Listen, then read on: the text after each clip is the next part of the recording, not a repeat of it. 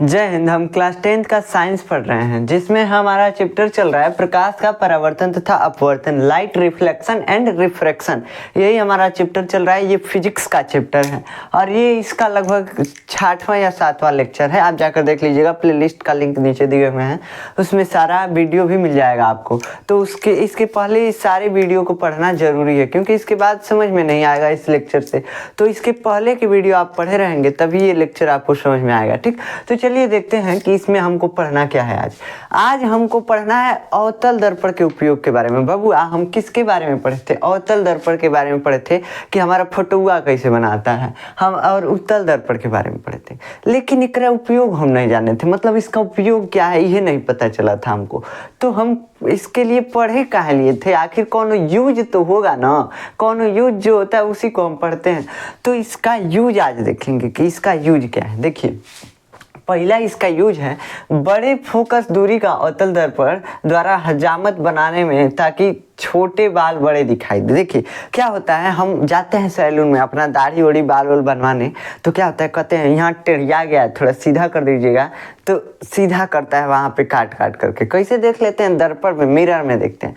अब मिरर में हमको कैसे उतना क्लियर दिख जाता है? कहाँ से? कि वो होता है अवतल दर्पण, वो होता है बड़े फोकस दूरी का अवतल दर्पण। अब बड़का फोकस दूरी का मतलब कि उसका गोलवा जो होगा, जिस गोले से वो काट के बनाया गया होगा ना अवतल दर्पण।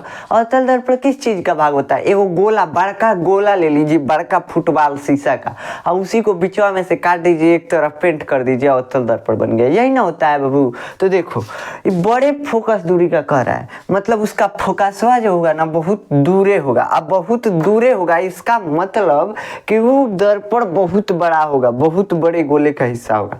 कैसे बहुत बड़े गोले का हिस्सा होगा? देखो, हाई जो दर्पण दिख रहा है, दर्पण ये क्या होता है?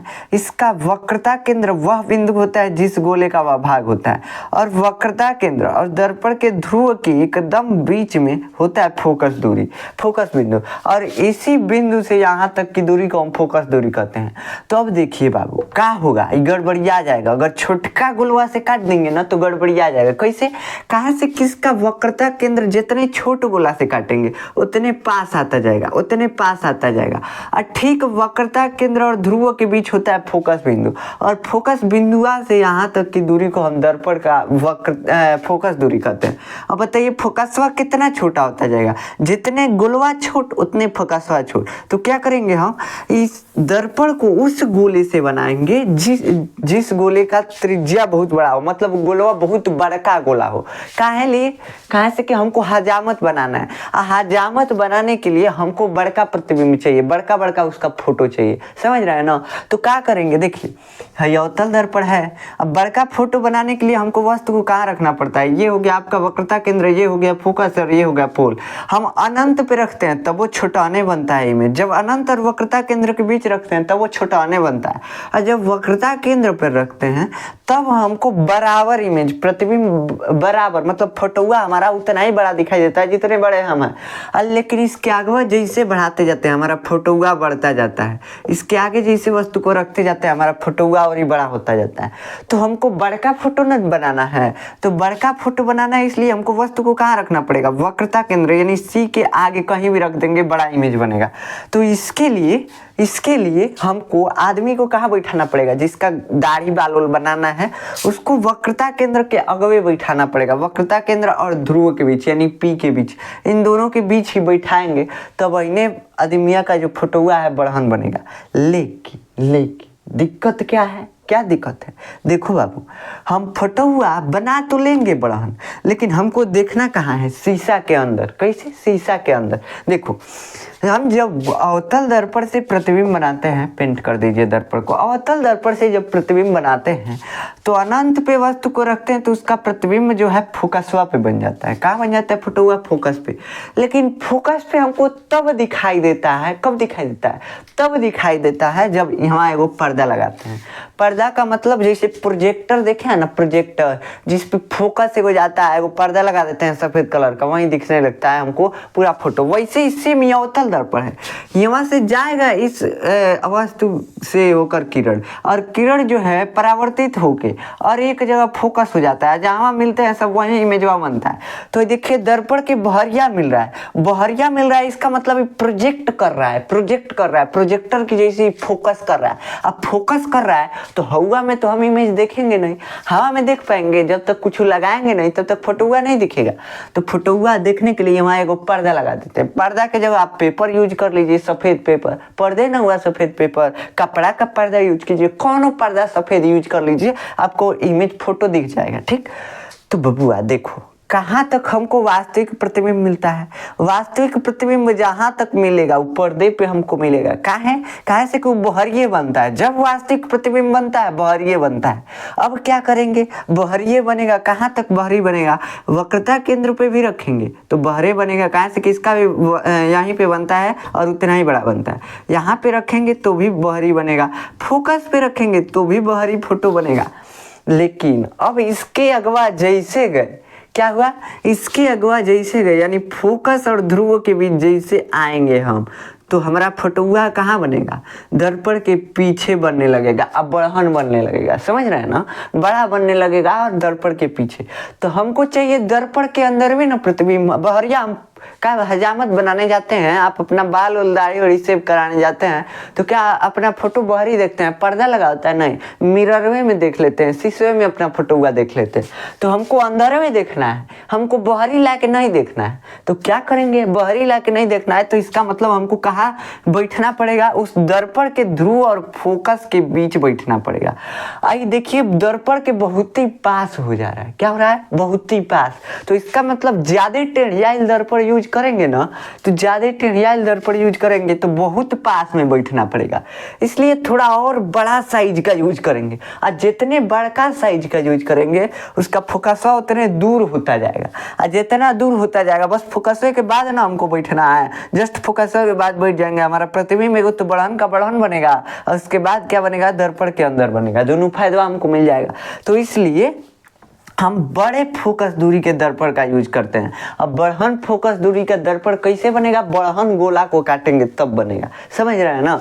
तो आपको आशा है कि समझ में आया होगा, अगर पिछला लेक्चर नहीं पढ़े होंगे तब तो शायद नहीं समझ में आया होगा, इसे समझ में आ जाना चाहिए ये। ठीक, तो कहाँ रखना पड़ेगा, कहाँ हमको बैठना पड़ेगा, दाढ़ी बाल बनवाना है तो हमको कहाँ बैठना पड़ेगा, हमको फोकस और दर्पण के ध्रुव के बीचवा में बैठना पड़ेगा, कहाँ से कि तभी फोटोआ जो हमारा दर्पण के अंदर बनेगा, मिरर के अंदर बनेगा। अगर इसके पहले बैठ जाएंगे तो बहरिये बन जाएगा, हमारा फोटो हुए नहीं दिखेगा। तो क्या करेंगे, इसलिए दर्पण के अंदर फोकस और ध्रुव के बीच में बैठना पड़ेगा, तब हमको दर्पण के अंदर अपना प्रतिबिंब दिखाई देगा। और इसके लिए हम एकदम दर्पण से चिपक के तो बैठेंगे नहीं, थोड़ा दूरिये पे ना बैठेंगे, तो इसका मतलब हमको इसका फोकस पीछे घसकाना पड़ेगा, कैसे कि जैसे फोकस पे आएंगे हमारा फोटो हुआ चला जाएगा दर्पण से बहरी। तो काहे लिए हमको दर्पण से बहरी जाना है, अंदर में रहना है, तो क्या करना है, हम फोकस को इधर शिफ्ट करते जाएंगे। जब शिफ्ट करेंगे तो इसके लिए हमको दर्पण को बड़ा करना पड़ेगा, तभी ना फोकस उधर जाएगा, शिफ्ट होता जाएगा। तो यही करना पड़ता है। तो मतलब कि दाढ़ी और बाल बनाने में बड़े फोकस दूरी का अवतल दर्पण यूज किया जाता है, समझ रहे हैं ना, बड़का दूरी रहेगा, फोकस बिंदु जो होगा दर्पण से बहुत दूर होगा। ठीक, तो बड़े फोकस दूरी के अवतल दर्पण का यूज किया जाता है। ठीक, समझ रहे हैं, काहे लिए कि हमारा बाल और दाढ़ी बड़ा दिखाई दे, इसलिए ये पहला आप समझ गए कि इसका यूज क्या है। डॉक्टर द्वारा आंख, कान, नाक, गले आदि का निरीक्षण करने। अब हेतु चूंकि दर्पण वो लिए रहता है डॉक्टर, ऐसे उसका डंटी लगा रहता है, ऐसे देखेंगे दतवा ऐसे देखता है, भाई करता है, और उसके बाद मुंह के अंदर डाल के देखने लगता है, क्या हुआ, छाला पड़ा है, ये खाइए, ये यहाँ छाला पड़ा हुआ है, यहाँ तो लाल हो गया, इसे बताता है ना।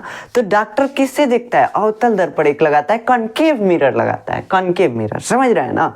तो उससे निरीक्षण करता है, अब छुटका हुआ अवतल दर्पण लगा के काहे निरीक्षण करता है, काहे से कि ऐसे आँखियाँ करके देखेगा तो एगो तो आपका मुँह मुना जाएगा उसके चेहरे से, तो अंधेरा हो जाएगा आपके मुंह के अंदर, ठीक। और उसके बाद थोड़ा छोटी छोटी हर चीज़ दिखेगा, मतलब कि जैसे छाला पड़ा हुआ बहुत कम दिखाई देगा, इसलिए अवतल दर्पण डाल देता है मुँह के अंदर, अवतल दर्पण घुसा देता है, कहता है बड़हन दिख रहा है इसमें, तो उसमें दिखने लगता है छाला पड़ा हुआ है, ठीक। तो मुंह के अंदर निरीक्षण करने के लिए, निरीक्षण मतलब समझते हैं ना, जांच, समझ रहे हैं ना, चेकअप करने के लिए क्या करता है, अवतल दर्पण का यूज करता है, ये समझिए। अब दूसरा समझिए, काहे अवतल दर्पण का, काहे से कि जब हम यहाँ पे अवतल दर्पण में फोकस और ध्रुव के बीच किसी वस्तु को रखते हैं तो हमारा प्रतिबिंब जो है बड़हन दिखाई देता है। तो इसका मतलब हम दर्पण को इस प्रकार मुंह के अंदर व्यवस्थित करें कि उस छाला जो है ना फोकस और कहाँ पे आ जाए, फोकस और दर्पण के ध्रुव के बीच आ जाए,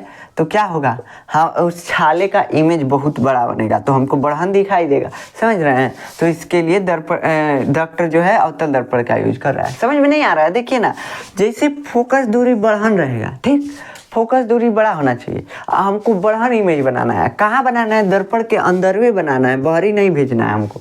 तो बाहरी नहीं भेजना है तो रखना है कहाँ पे, हमको फोकस और पोल के बीच किसी भी वस्तु को। हमको वस्तु क्या देखना है, मुंह के अंदर छाला पड़ा हुआ है, कहीं खोड़िला हुआ है, कहीं कुछ हुआ है, कहीं डांट टेढ़ा हुआ है, कहीं कुछ हुआ है, तो इसी को ना देखना है। तो हमको जो देखना है वो कहाँ रखना पड़ेगा, ऐसे दर्पण को शिफ्ट करना पड़ेगा, मिरर को मुंह के अंदर ऐसे शिफ्ट करना पड़ेगा जब कि जो जिसको हमको देखना है, मान लीजिए छाला देखना है, खोड़िला देखना है, खोड़िला मान लीजिए, तो खोड़िला को इस टाइप से फिट करना पड़ेगा कि वो दर्पण के फोकस और पोल के बीच आ जाए। मतलब एकदम मत देवे ना, इसके बीचवा कहीं होना चाहिए, कहीं भी इन दोनों के बीचवा कहीं भी होगा, बढ़ाने दिखाई देगा, समझ रहे हैं ना। तो इसके लिए डॉक्टर जो है अवतल दर्पण का यूज करता है। अब तो समझ में आ गया होगा कि हमको खोड़िला जो है कहाँ रखना है, खोड़िलवा को रखना है बबुआ दर्पण के फोकस और ध्रुव के बीच। अभी जरूरी नहीं है कि एकदम बीचवे में रखेंगे, कहीं भी इन दोनों बिंदुओं के बीच कहीं भी रख सकते हैं, आपको बढ़हने दिखाई देगा। लेकिन जितने पास जाते जाएंगे और बढ़हन दिखाई देते जाएगा, और बढ़हन दिखाई देते जाएगा। तो मतलब जितना पास रखने का कोशिश किया जाता है, ठीक, समझ रहे हैं। तो ये होता है अवतल दर्पण द्वारा प्रतिबिंब बनना, और इसका यूज है डॉक्टर के द्वारा, और ये फोकस दूरी से मतलब कि दाढ़ी जोड़ी बनाने में यूज करते हैं। टेबल लैंपों में प्रकाश को एक जगह फोकस करने में। अब देखिए टेबल लैंप वगैरह देखे होंगे, ऐसे होता है, देखिए ऐसे होता है, एगो डबिया होता है, एगो ऐसे खमिया होता है, यहाँ पे खमिया लगा रहता है, यहाँ पे एगो स्विच होता है, और एगो छतरी टाइप में होता है, ज़्यादा शहर वहर में मिलता है, ठीक, ऐसे होता है। ये टेबल लैंप है, और टेबल लैंपवा के ऊपर ऐसे इसी में देखे होंगे कटोरिया लगा होगा, एकदम चमकीला कलर का कटोरिया लगा रहता है, और उस कटोरिया में यहाँ पे बल्ब लगाया रहता है, ठीक, देखे होंगे ना। तो यही जो कटोरिया है चमकीला, वही क्या है, अवतल दर्पण है, समझ रहे हैं। तो ये क्या करता है, जब बढ़ता है ना, एलईडी जलता है, तो इसके अजोरवा को एक जगह बटोर के और नीचवा फोकस कर देता है, तो यहाँ पूरा अजोर हो जाता है, समझ रहे हैं। क्या करता है, एक जगह बटोर के फोकस कर देता है, फोकस करना मतलब भेज देता है नीचे, तो इसलिए एक जगह फोकस हो जाता है। तो अवतल दर्पण का यूज टेबल लैंप में भी किया जाता है, किस लिए, प्रकाश को फोकस करने के लिए एक जगह। अब देखिए, अब गाड़ी के हेडलाइटों में भी इसको दूर तक भेजने के लिए, प्रकाश को दूर तक भेजने के लिए प्रयोग किया जाता है। अब कैसे ही दूर भेजता है, देखिए क्या होता है, अवतल दर्पण देखे होंगे गाड़ियों की हेडलाइट में ऐसे बना होता है, ऐसे देखे होंगे ना, थोड़ा सा यहाँ पे कर्व होता है, मतलब है ये अवतल दर्पण है ये, ठीक, यहीं पे यहाँ लगा रहता है एगो बल्ब, क्या लगा रहता है, एगो बल्ब। अभी क्या करता है, बल्बवा जलता तो है, लेकिन ये अपने चारों ओर ये प्रकाश फेंकता है, चारों ओर। बल्ब देखे होंगे कहीं, तो चारों ओर अपना प्रकाश फेंकता है ना, चारों ओर प्रकाश फेंकता है, इधर से भी, इधर से भी, इधर से भी, जिधर देखेंगे प्रकाश फेंकता रहेगा। तो इसको हमको भेजना है बस एक ही दिशा में, बस आगे भेजना है। पीछे गाड़ी में देखना रहता है नहीं, पीछे के लिए तो लाइट अलग होता है, तो आगे देखना है, आगवा देखना है तो आगे बस हमको प्रकाश चाहिए, तो हम पिछवा झूठों में क्या यूज करें प्रकाश।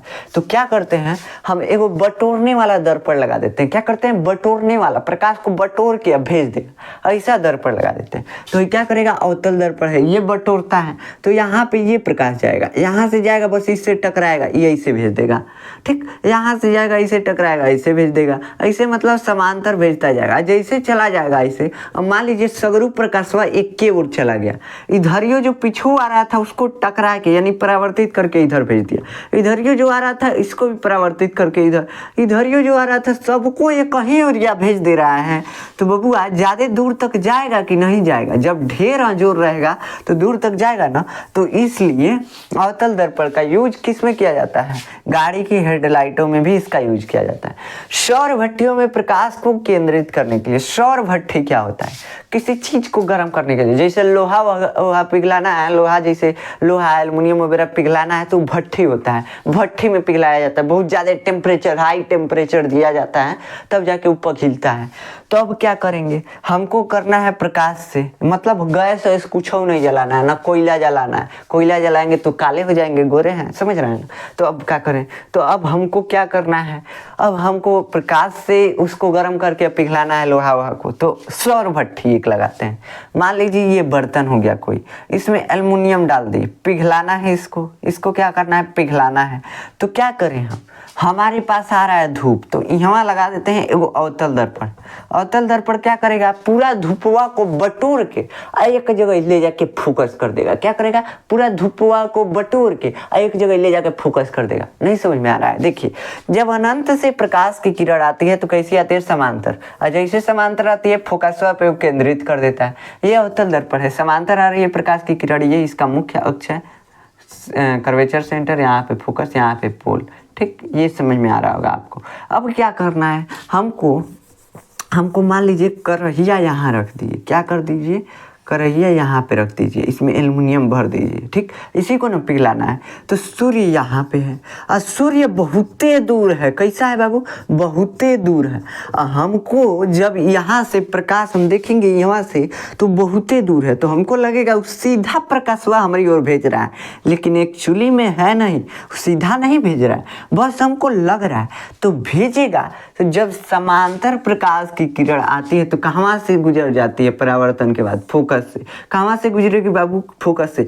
ऐसे समांतर अनंत प्रकाश की किरण आती है, अनंत, ऐसे भेजते जाएगा, ऐसे भेजते जाएगा। आइए देखिए ना, एक कहीं जगह या एक कहीं बिंदुआ पे ले जाके उसको इकट्ठा कर रहा है। ऐसे ही ये टाइम गर्मी में जा रहे हैं धूप में तो देहिया एकदम तलमला जा रहा है। कहाँ से कि बहुत ज़्यादा धूप है, हीट के वजह से हीट निकलता है उसमें, अल्ट्रावायलेट रेज होता है, कई ठेरे होता है, उससे हीट निकलता है, इंफ्रारेड। तो ये सब रेज होते हैं, मतलब प्रकाश, तो वैसे प्रकाश होते हैं, पढ़ेंगे आप आगे चल के।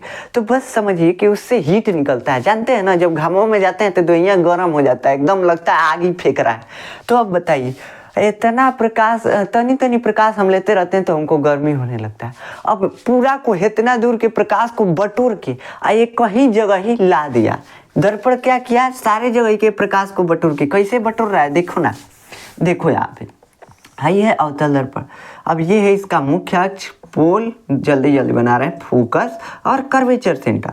अब इस सूर्य से अनंत से प्रकाश की किरण आ रही है, जब समांतर आई बाबू तो काफी फोकस से गुजर जाए, जब समांतर आएगा फोकस से, जब समांतर आएगा फोकस वे से, जब समांतर आएगा फोकस वे से, जब आएगा फोकस वे से। ये देखिए ना, जब कहीं से आ रहा है समांतर भेज दे रहा है फोकस वे पे, और जब परावर्तन के बाद फोकस पे जाएगा प्रकाश तो इसमें तो इतना यही ना गर्मी होता है, और इस सगरों को बटोर दिया, गर्मियां को इकट्ठा कर दिया, कितना हीट हो जाएगा, बहुत ज़्यादा यहाँ पे टेम्परेचर हो जाएगा कि नहीं, कैसे कि सब प्रकाश को बटोर के यहीं फेंक दे रहा है। क्या कर रहा है, बटोर के यहीं फेंक दे रहा है, तो प्रकाश यहीं पे एकदम केंद्रित हो जाएगा। यहाँ पे कढ़ाई रख के आप गर्म कीजिए और एल्युमिनियम को पिघला लीजिए। तो इसका उपयोग सौर भट्टी मतलब किसी भी चीज़ को पिघलाने के लिए तो अवतल दर्पण का उपयोग किया जाता है। समझ गए कैसे यूज किया जाता है अवतल दर्पण का। तो कुछ पिघलाना उघलाना होगा तो इसी का यूज कीजिएगा, किसी को भी जलाना होगा, कुछ करना होगा तो इसी का यूज कीजिएगा, समझ रहे हैं। अब किसी को जलाने का मतलब ही नहीं कि अवतल दर्पण से जलाएंगे तो इससे नहीं हो पाएगा। मतलब कि किसी चीज़ को पिघलाना है, खाना बनाना है। सौर कुकर एक होता है खाना बनाने वाला, उसमें भी इसी का यूज किया जाता है। अवतल दर्पण का प्रकाश केंद्रित कर देता है, बन जाता है खाना। ठीक, तो समझ रहे होंगे।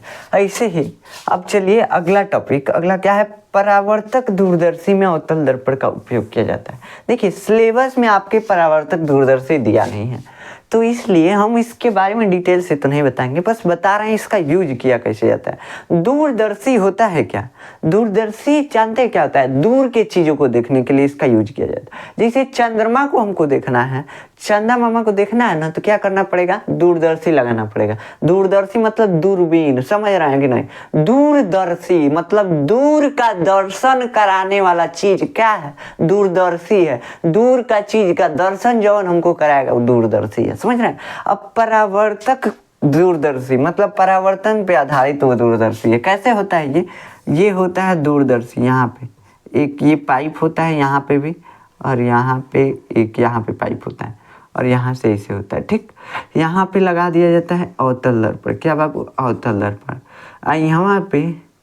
यहाँ पे एक समतल दर्पण लगा दिया जाता है। अब देखिए क्या होगा, ये हो गया आपका परावर्तक दूरदर्शी का इमेज। क्या बना, परावर्तक दूरदर्शी का इमेज। यहाँ पे एक लेंस होता है। लेंस का मतलब बस न समझिए, आगे चल के समझाएंगे, कहेंगे लेंस क्या होता है। लेंस आगे आपके चैप्टर में। लेंस का मतलब होता है जिसके आर पार, जिस मतलब कांच के आर पार हम देख सकते हैं ना, वो लेंस है। बस सिंपल बात याद रखिएगा, जिस कांच के आर पार हम देख सकते हैं वो लेंस होता है, खत्म बात। ठीक, अब देखिए अब क्या करना है, हमको किसी दूर स्थित वस्तु को, यहाँ चंदा मामा है, चंदा मामा है, इसी को देखना है ना। देखिए कई लोग कहते हैं चंदा मामा, कहते हैं चांद जैसी बीवी लाएंगे, यानी मामा को बीवी बना देते हैं। देखिए चंदा मामा है, इनको देखना है, क्या करेंगे, परावर्तक दूरदर्शी लगाएंगे। ठीक, इनसे प्रकाश का किरण जाएगा, अवतल दर्पण से टकराएगा, अवतल दर्पण से टकरा के कहीं तो मतलब मिलेगा, और जहाँ मिलता है तो हमें समतल दर्पण लगा देते हैं। तो जाएगा, टकराएगा, समतल दर्पण लगा दिया, यहीं पे मिल गया मान लीजिए। तो इस समतल दर्पण 45 डिग्री पे लगा रहता है, इस एंगल पे लगा रहता है कि परावर्तन के बाद ना प्रकाश को इसी छेदवा में भेज दे, इसी छेदवा में भेज दे। यहाँ से हम देख लेते हैं अपने अखिया से फोटो हुआ, समझ रहे हैं। ऐसे जाता है, ऐसे परावर्तित होकर फिर यहाँ से आ जाता है।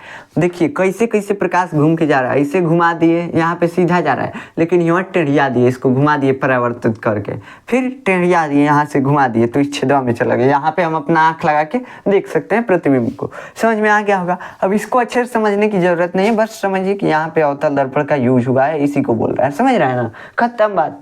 तो ये होता है परावर्तक दूरदर्शी, ये 12th का टॉपिक है परावर्तक दूरदर्शी। तो आपको यहाँ पे कैसे हम समझा दें, समझ ही में नहीं आएगा, तो छोड़िए इसको। अब चलिए, ये हो गया आपका परावर्तक दूरदर्शी, इसमें अवतल दर्पण का यूज किया जाता है। उत्तल दर्पण के उपयोग, अब उत्तल दर्पण का क्या उपयोग है, उत्तल दर्पण अपसारी होता है, अतः गलियों में लगे लैंपों में इसका उपयोग प्रकाश को फैलाने में किया जाता है। बबुआ देखो, अवतल दर्पण क्या था, सगरू प्रकाश को बटोर के एक जगह हिला दे रहा था, जिससे हम भट्टियों में इसका यूज कर रहे थे, लोहा वहा को पिघलाने के लिए, खाना बनाने के लिए, पानी गर्म करने के लिए, चाय गर्म करने के लिए। जो चीज गर्म करना है अवतल दर्पण को लगाइए सूर्य के सामने, फोकस पे उसके किसी भी बर्तन को रख दीजिए, गर्म हो जाएगा, खत्म बात।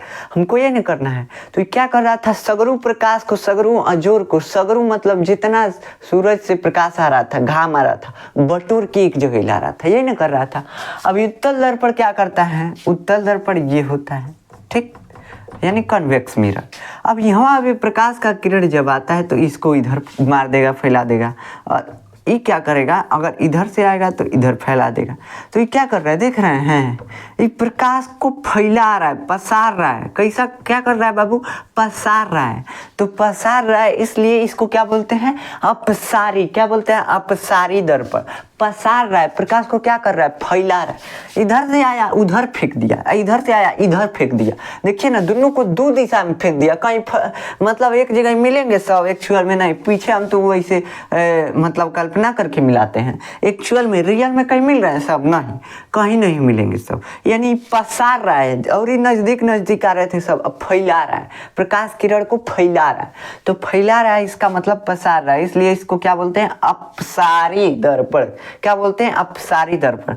वैसे ही अवतल दर्पण क्या करता है? अवतल दर्पण प्रकाश को क्या करता है? केंद्रित करता है, एक जगह इकट्ठा करता है, यहाँ इस बिंदु पे इकट्ठा कर रहा है, तो इसको क्या बोलते हैं? अभिसारी। देखिए, अभिसारी और अपसारी याद रखिएगा, अभिसारी और अपसारी याद रखिएगा। अपसारी पसारी आ रहा है, मतलब पसार रहा है, फैला रहा है, तो उत्तल दर्पण फैलाता है किसी भी प्रकाश को।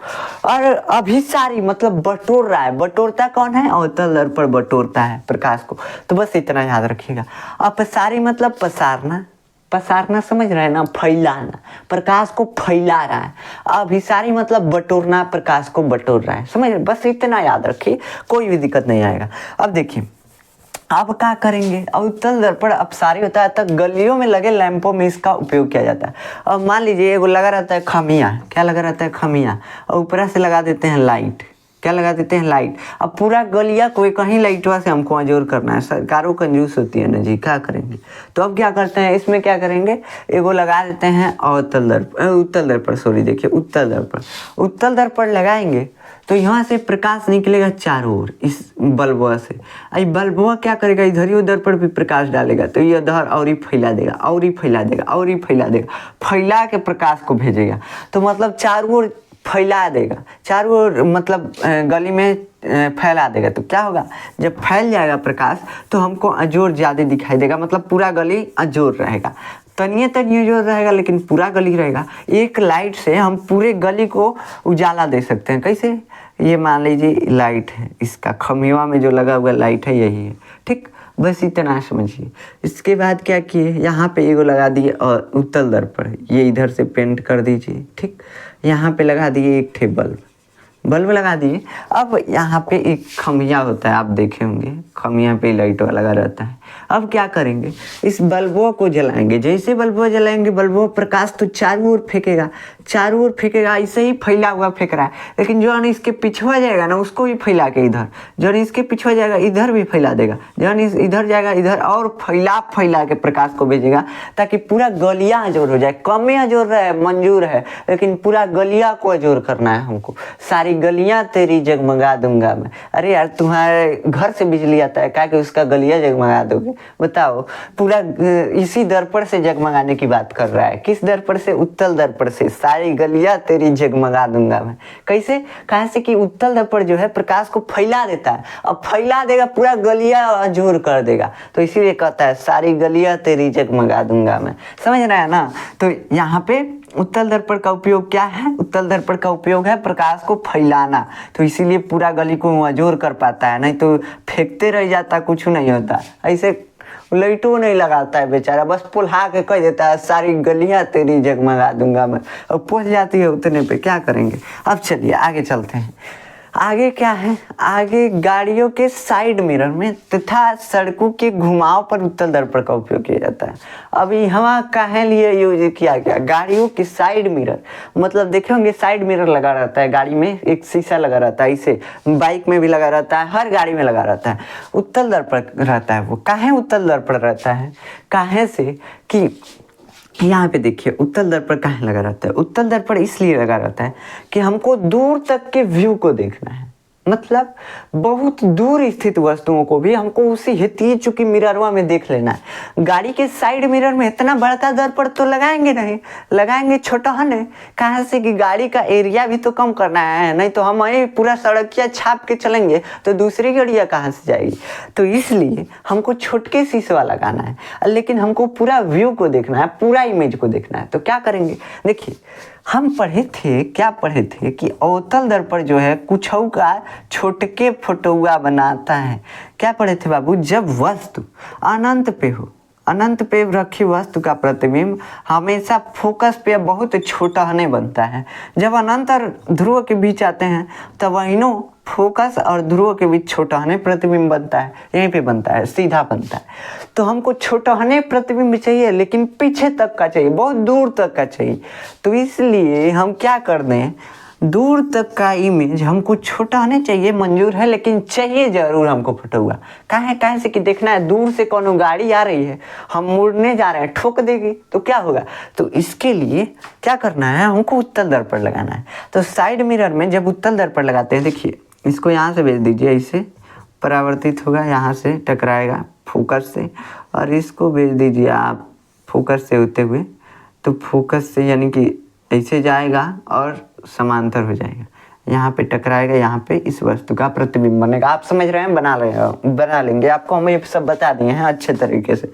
तो ये क्या करता है, ये यही करता है कि किसी वस्तु का छोटहन प्रतिबिंब, छोटहन फोटो बनाता है। तो हमको किसी बाइक को, बहुत पीछे बाइक है, आ रहा है, देखना है, तो क्या करना है, बहुत छोटा ही देखना है, लेकिन देखना तो जरूर है भाई। तो जब उत्तल दर्पण में हम देखते हैं तो उत्तल दर्पण छोटहने फोटो बनाता है, लेकिन सगरू गड़िया को कवर कर लेता है। देखे होंगे पूरा सड़किया कवर करके बना देता है उसका इमेज। तो इसलिए हम उत्तल दर्पण का यूज कहाँ करते हैं, गाड़ियों के साइड मिरर में, ताकि हमको पूरा व्यू मिल सके भाई। कहाँ से कि हमको पूरे गाड़ी को देखना है, नहीं देखेंगे तो हमारा एक्सीडेंट हो जाएगा। तो इसलिए पूरे गाड़ियों को देखने के लिए उत्तल दर्पण का यूज किया जाता है। ये पूरे सड़क को कवर कर सकता है, इसलिए ठीक समझ रहे हैं। अब चलिए अगला टॉपिक है दर्पणों की पहचान। अब मान लीजिए हमको पहचानना हो कि कौन सा अवतल दर्पण है। अभी तक हम बता रहे थे आपको कि हजामत बनाने में यानी सैलून में क्या होता है, अवतल दर्पण यूज होता है। तो आप कहे होंगे कि तो अवतल दर्पण बोल रहे हैं, उसमें देखिए हम फ्लैट एकदम प्लेन दर्पण होता है, तो इसको कैसे हम पहचानेंगे। तो इसको पहचानने का तरीका होता है, कौन कौन सा, दो तरीका होता है। एक होता है स्पर्श करके, मतलब छू करके पहचाने कि कैसा ये इमेज है, कैसा ये दर्पण है, मिरर कैसा है। एक होता है कि इमेज कैसा बन रहा है, फोटो हुआ हमारा कैसा बन रहा है, इसको देख के पहचान जाए कि कौन सा दर्पण है। तो क्या करें, तो हम पहले देखिए समतल दर्पण की पहचान। समतल दर्पण क्या होगा, छू कर पहचानना है, छू कर पहचानना है समतल दर्पण को। तो हर जगह ये एक के समान मोटा रहेगा, मतलब यहाँ अगर 2 इंची का 2 mm का मोटा है तो हर जगह 2 mm ही मोटा होगा। अगर मान लीजिए कि छू कर यहाँ पे पहचान गए, कि मतलब छू करके ऐसे पहचान गए। एक रॉड ले लीजिए, रॉड क्या करें, रॉड एकदम सीधा रॉड, और इस दर्पण पे रख दीजिए। तो एकदम हर जगह इस दर्पण को टच करेगा, कहाँ से कि वो भी सीधा है और ये भी सीधा, एकदम फ्लैट है, ठीक। तो एकदम फ्लैट है, इसलिए दोनों जगह, हर जगह मतलब ये दोनों एक दूसरे को टच करेंगे।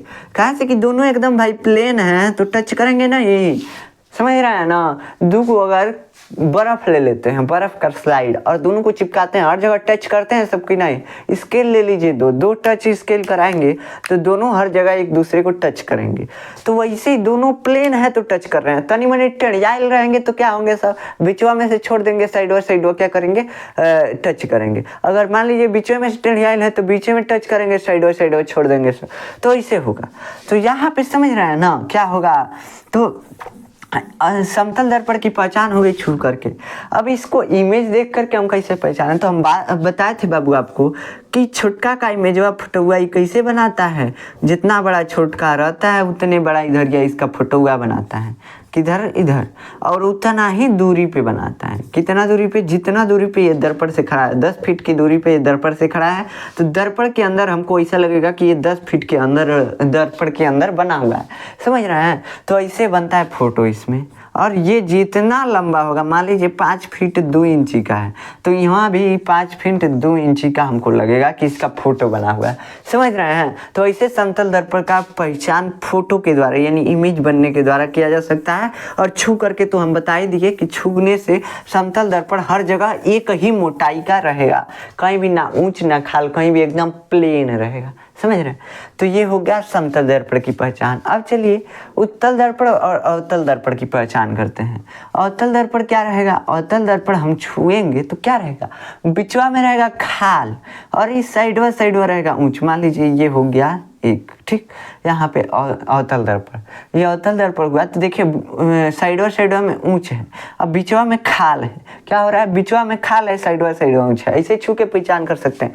अब राड एगो ले लीजिए, रडवा ऐसे एकदम सीधा राड रहेगा, और रडवा को जब ऐसे सीधा रखेंगे तो बिचवा में छोड़ के और साइडवा बस टच करेगा। तो जब किसी अवतल दर्पण पे किसी सीधे रॉड को रखा जाता है तो वो बीच के पार्ट को छोड़ देता है और साइड साइड को टच करता है, तो इससे हमको पता चलता है कि दर्पण अवतल दर्पण है।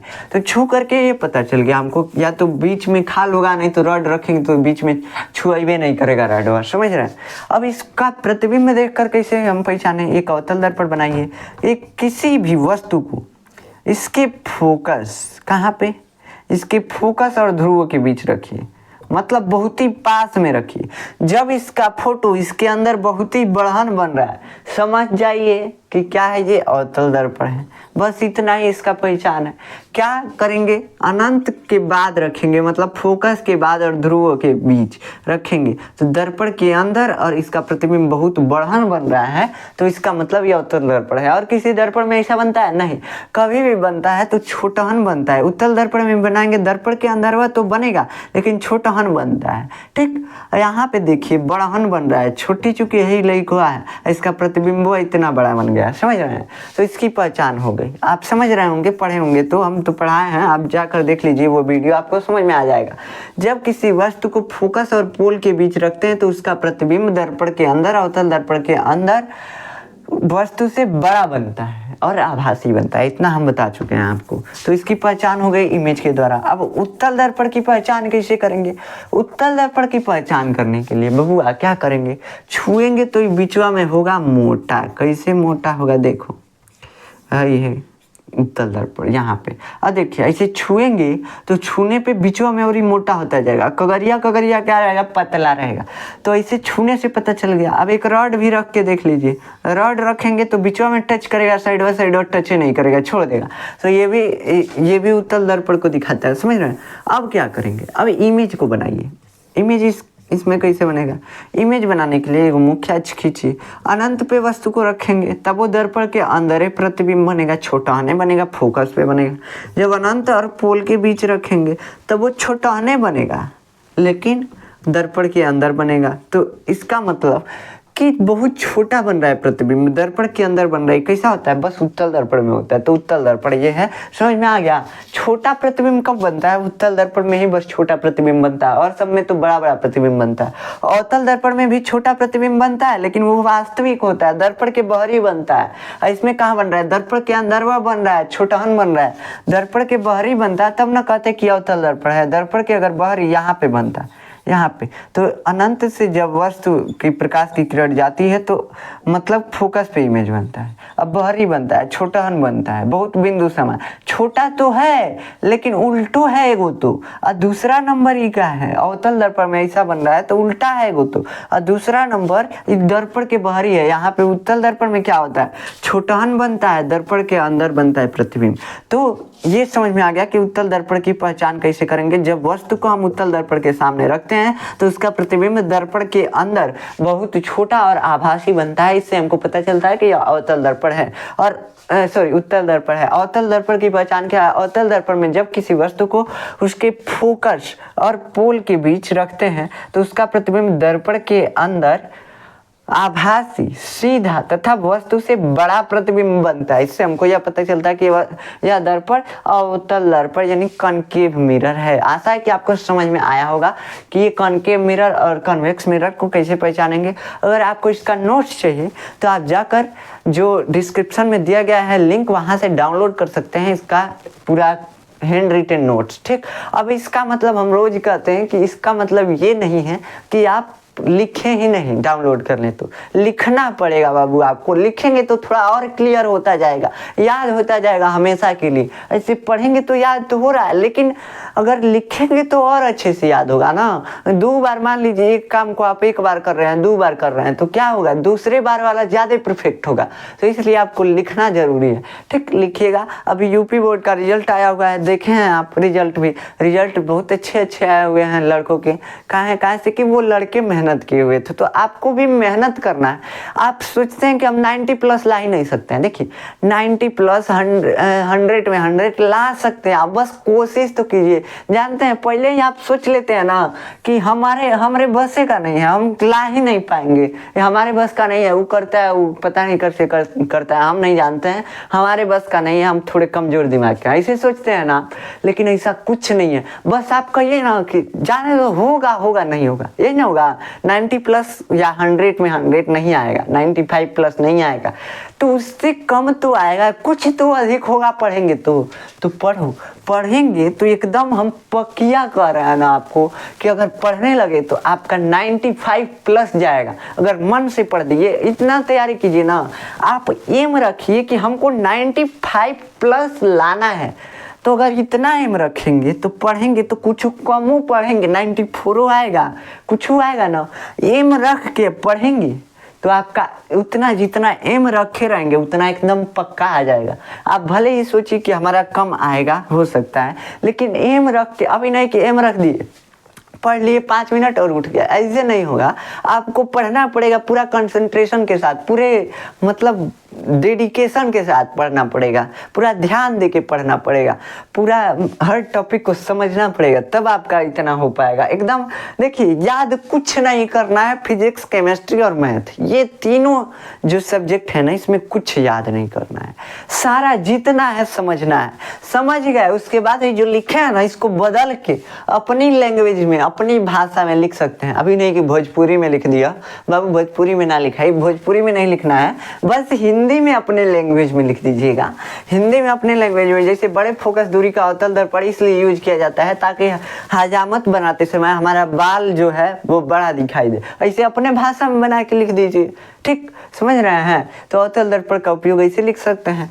तो आशा है कि आपको समझ में आया होगा। मिलते हैं नेक्स्ट लेक्चर में, तब तक के लिए जय हिंद।